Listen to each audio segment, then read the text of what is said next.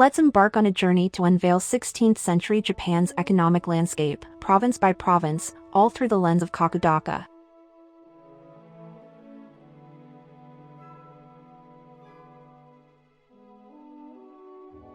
Paddy rice has played a pivotal role in shaping Japan's economy. Although rice cultivation is labor-intensive, its productivity is remarkably high. Nowadays, each grain yields almost 500 grains, roughly 1.5 times more than wheat.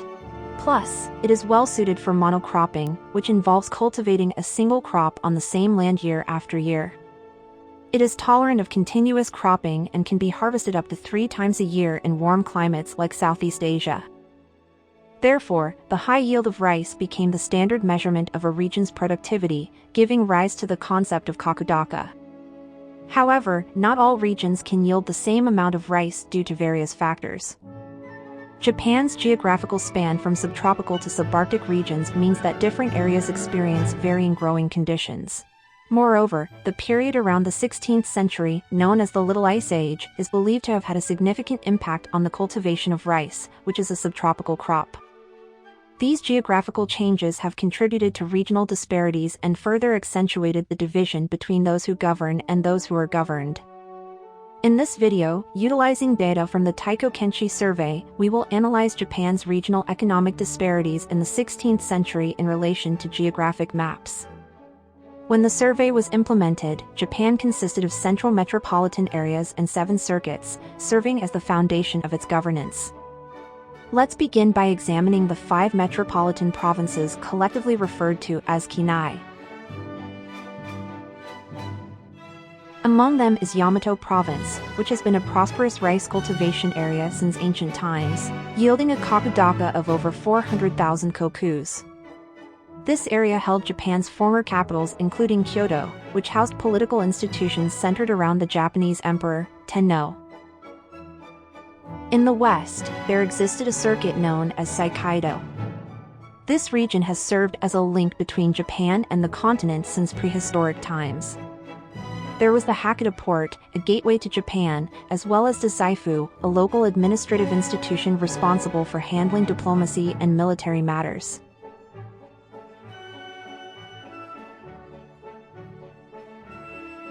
While Iki and Tsushima may not have been significant from a Kokudaka perspective, they were acknowledged as prefectures due to their strategic locations along trade routes. Okinawa was known as the Ryukyu Kingdom, an independent country. But it came under the rule of the Satsuma province after 1609. Continuing our exploration, there are Sengoku and Nankaidō. These areas were crucial due to their land and sea routes connecting Dazaifu and Kyoto.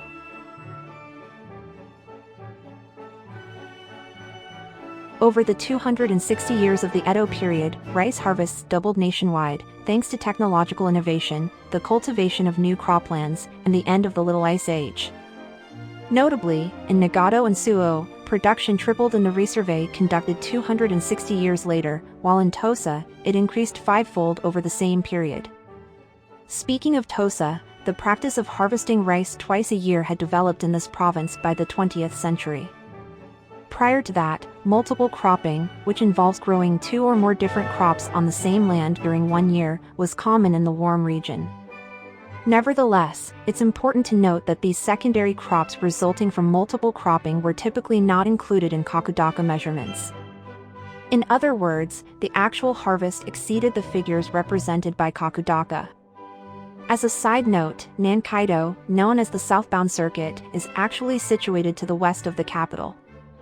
This arrangement is due to the historical presence of the capital in this place, from which a road extended southward. The name Nankaidō derives from the region connected by this highway. While the prosperous regions of Japan today are along the Pacific Ocean, in the past, it was Sanindō and Hokurikudō on the Sea of Japan side, near the continent, that took the forefront. These areas formed a trade route to Kyoto, utilizing Lake Biwa as a canal.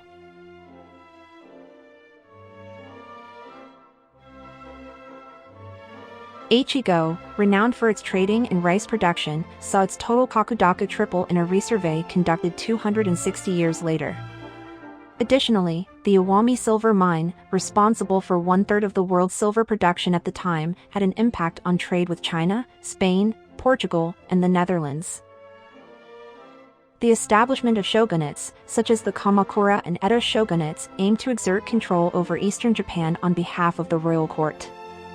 Highways along the Tōsandō and Tōkaidō connected the capital to the east. The shoguns were entrusted with various political and military powers to govern the eastern provinces, and with time, their influence extended beyond the east to encompass the entire nation.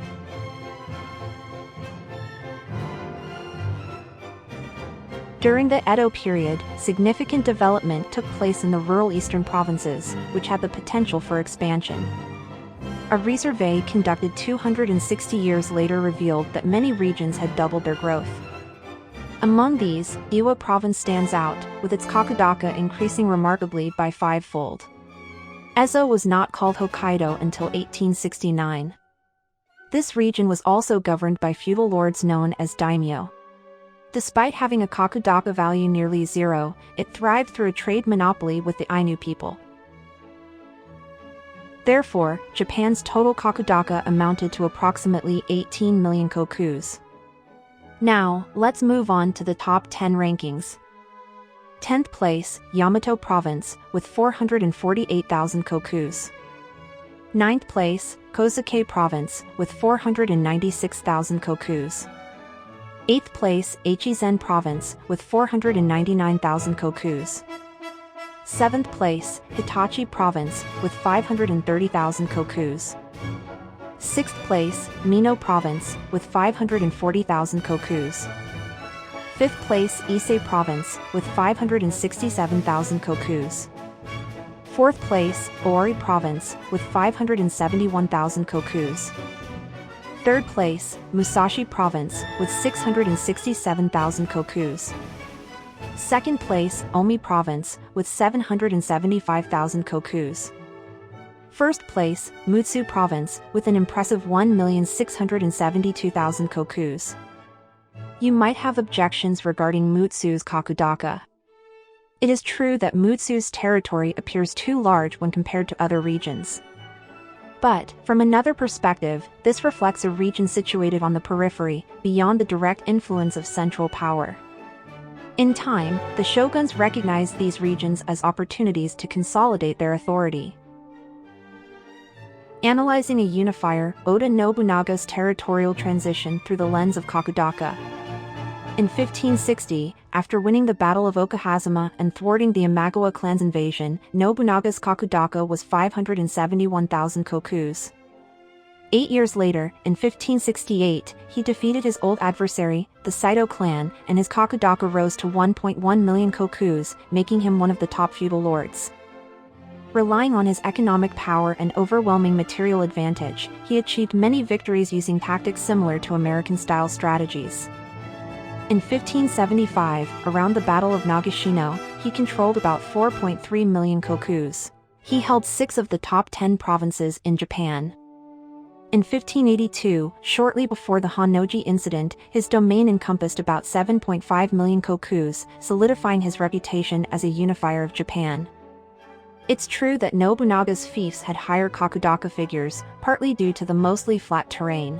However, it's also essential to acknowledge that the Kokudaka started and developed in his fiefs. As a result, the figures of his fiefs would naturally be higher when compared to other regions where the Kokudaka was introduced later.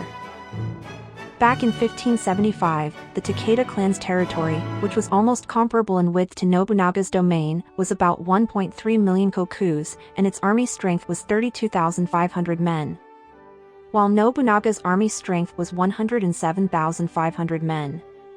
In the same year, other prominent feudal lords, daimyos were the Mori clan in the west, who controlled 7 provinces with about 1 million kokus. The Otomo clan in Kyushu region, who held about 1.3 million kokus.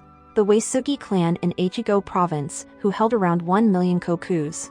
And the Hojo clan in Kanto region, who held about 1 million kokus in their domain. Nobunaga's advantage was not only his easy access to Kyoto, but also the fact that a significant portion of his initial territory consisted of fertile land.